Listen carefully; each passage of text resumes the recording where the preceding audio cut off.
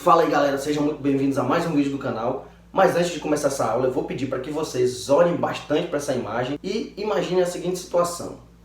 Pensa aí agora numa pizza com uma massa caseira, né? Uma massa bem fresquinha.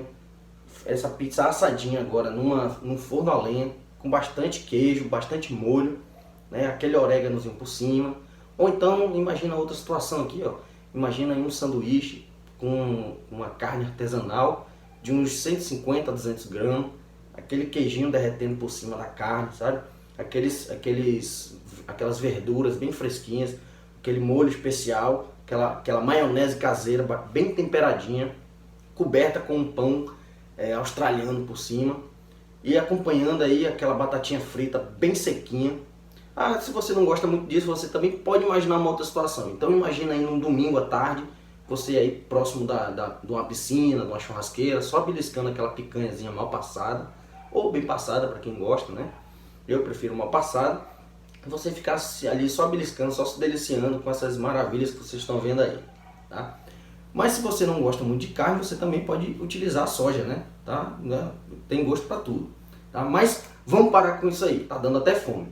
Se você não está sentindo fome, eu tenho certeza que você deve estar com água na boca, no mínimo. Né? Eu tenho certeza. Estou errado? Não, né? Beleza. Isso daí tem uma explicação e é isso que a gente vai ver agora. Mas antes eu vou pedir para que você que não é inscrito se inscreva no canal e curta o vídeo. Eu sou o professor Harrison, você está no Biologia Direta, Biologia Sem Enrolação.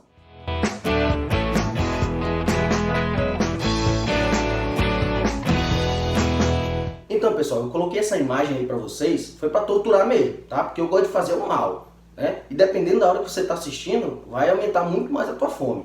Tá? Mas na verdade eu coloquei mesmo essa imagem para vocês, eu falei toda aquela historinha, que era para estimular o teu sistema digestório a começar a trabalhar.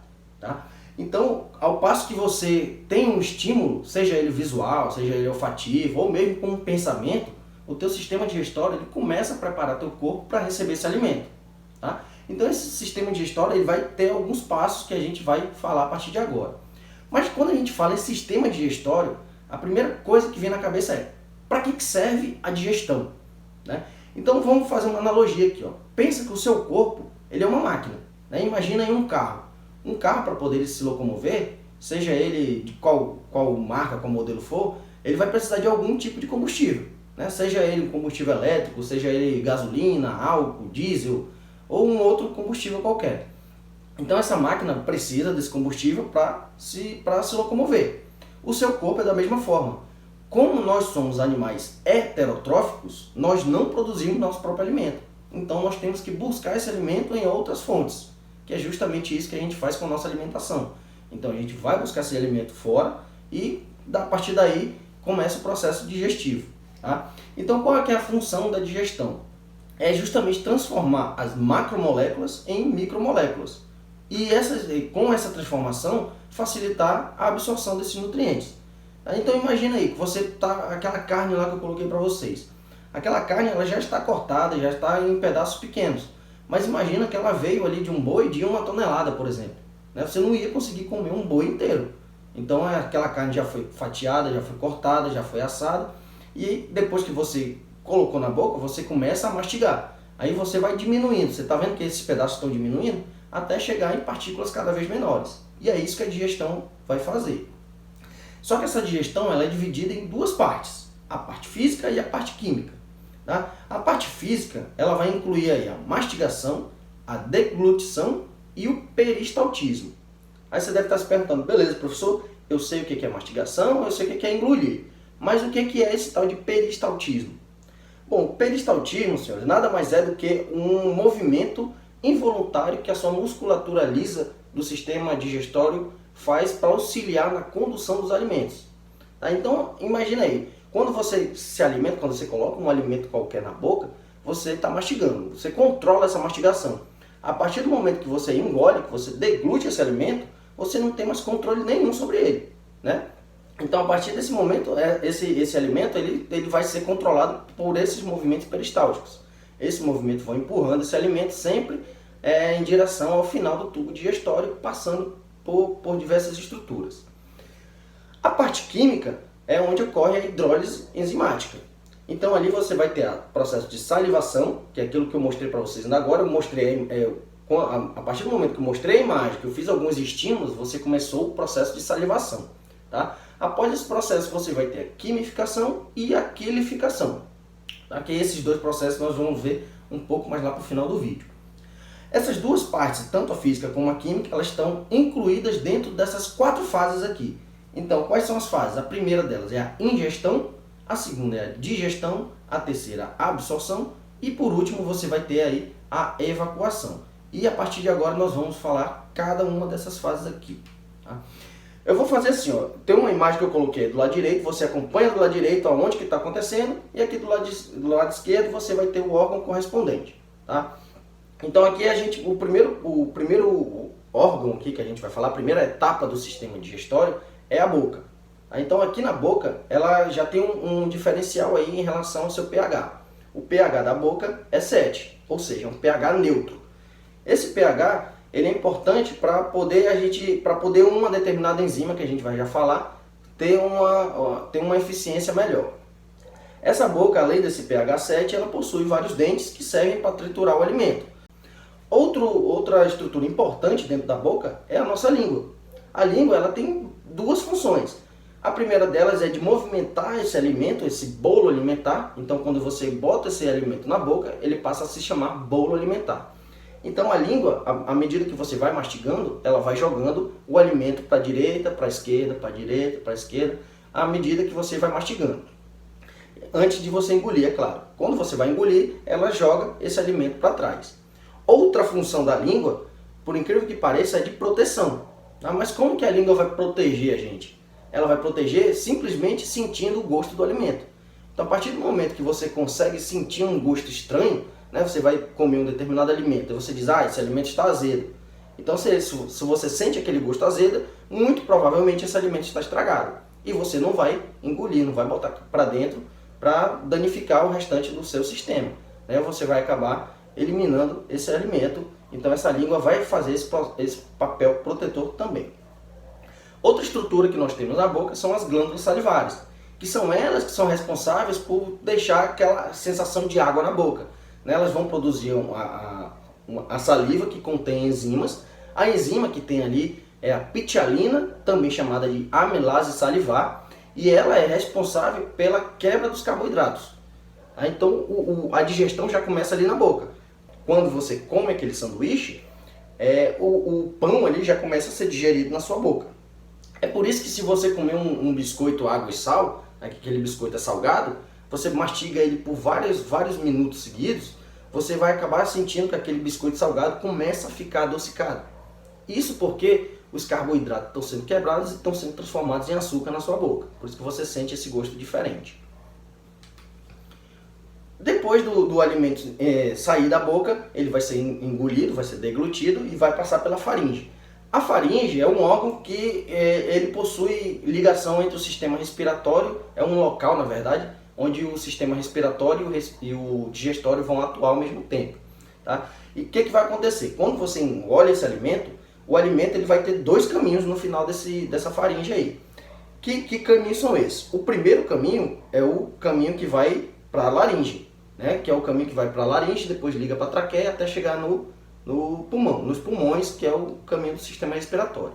O segundo caminho é o alimento que leva, o caminho que leva o alimento até o esôfago. E como que o alimento vai saber qual dos 2 caminhos seguir? Justamente existe uma estrutura chamada epiglote, que você está vendo aí ó, no cantinho inferior. Essa epiglote ela se fecha na hora que você está engolindo. Então o processo da língua vir um pouco mais para dentro, ela vai fazer com que essa epiglote se feche, que tampando a passagem do que vai para a laringe ou para a traqueia.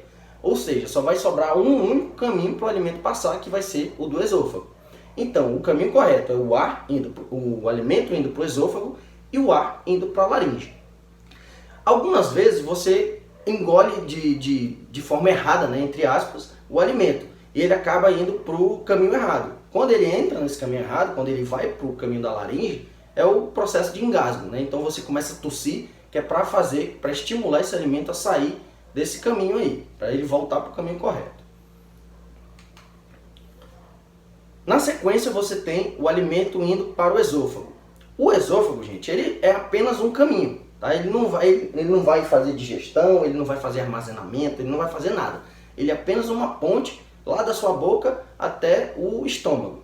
Então ele vai fazer, como ele é um caminho um pouco comprido, ele vai fazer muitos movimentos peristálticos, aquele movimento que eu falei para vocês. Então o movimento peristáltico começa nessa região aí até chegar no estômago. Então ele vai fazer a condução do bolo alimentar.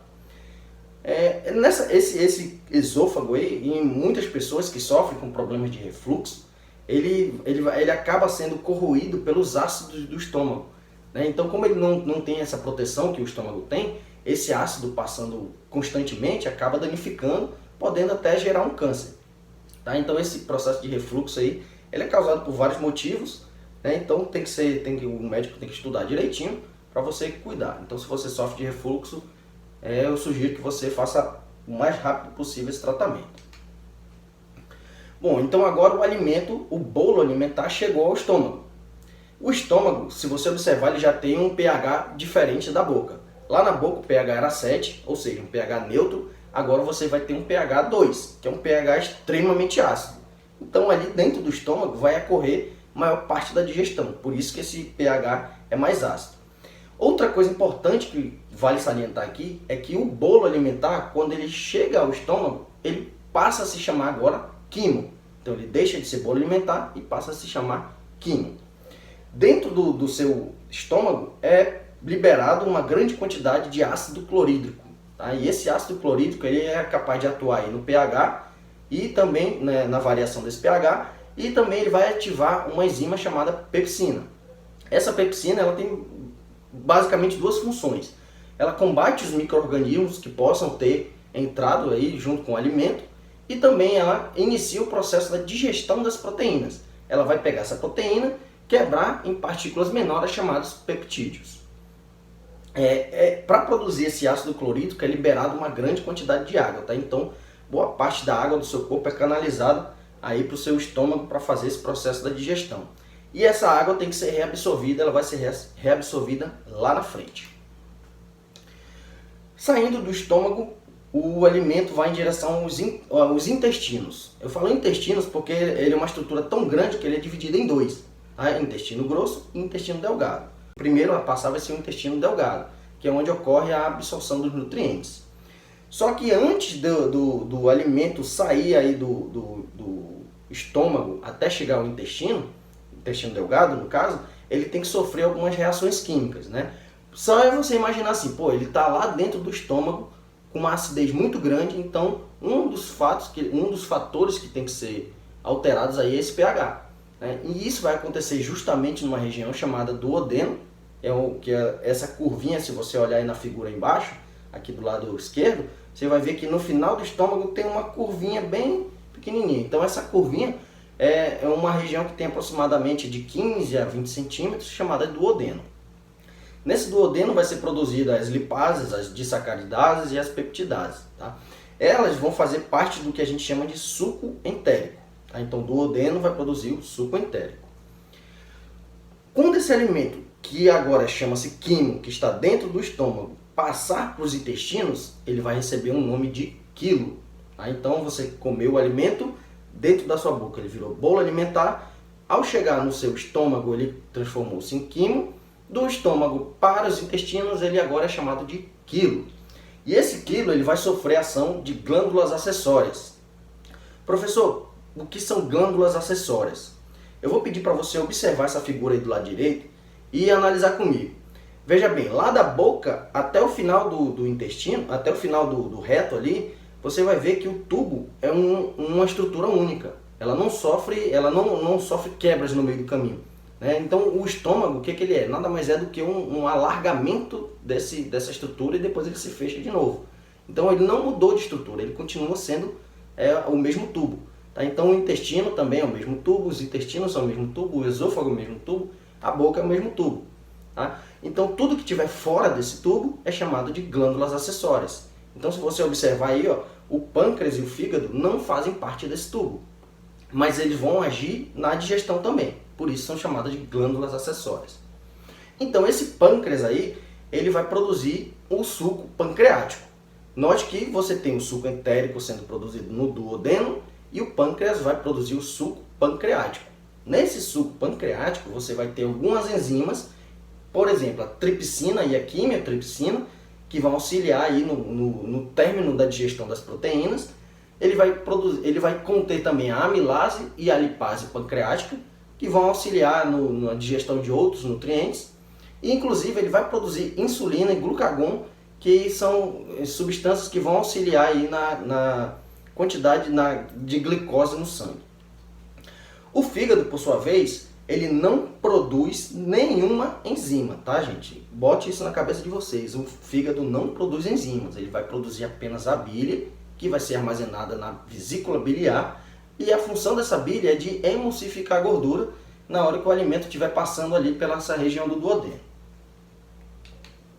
E por último nós temos o intestino grosso. Qual que é a função do intestino grosso? O intestino grosso tem a função de absorção de água e sais minerais, tá?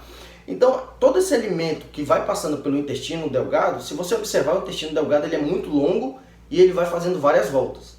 Essas células que estão nesse intestino, elas também sofrem variações. Então, a membrana plasmática delas não é retinha como as demais que a gente conhece. Elas têm uma estrutura chamada microvelocidades, que aumenta a superfície de contato. Então, se você tem uma célula com uma superfície de contato maior, você consegue absorver mais nutrientes. Se ela não tivesse essas microvelocidades, você teria uma superfície bem menor, né? Então, tudo isso auxilia a captação de nutrientes. Ao passo que esses nutrientes não vão sendo absorvidos, vão passando direto pelo sistema, eles vão sendo armazenados lá no reto, que já fica lá no intestino grosso. Então, a função do intestino grosso é justamente pegar esse resto de alimento que não foi absorvido e acumular. Junto com esse alimento vai vir a água que foi produzida que foi liberada lá no estômago, lembra? Junto com o HCl. Então essa água vai retornar para o sistema, boa parte dela vai retornar, e isso vai fazer com que aquele alimento comece a endurecer, formando o bolo fecal. Então esse quimo aí vai começar a endurecer, formando esse bolo que a gente chama de fezes. Então a função aí do reto é justamente armazenar e eliminar essas fezes. Agora, uma coisa interessante aqui, ó, é que as pessoas que sofrem de prisão de ventre, elas sofrem bastante por conta dessa excesso de tempo que as fezes ficam presas ali no intestino. Então, como elas não conseguem evacuar, essas fezes ficam mais tempo e o intestino continua sugando água. Então, isso vai fazer com que aquelas fezes fiquem bem duras. Por isso que as pessoas sofrem bastante, né?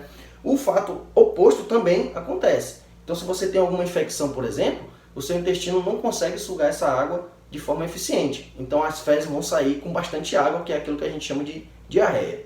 Tá certo, galera? Então se você gostou, curte o vídeo, curte o canal, bate no sino e até a próxima.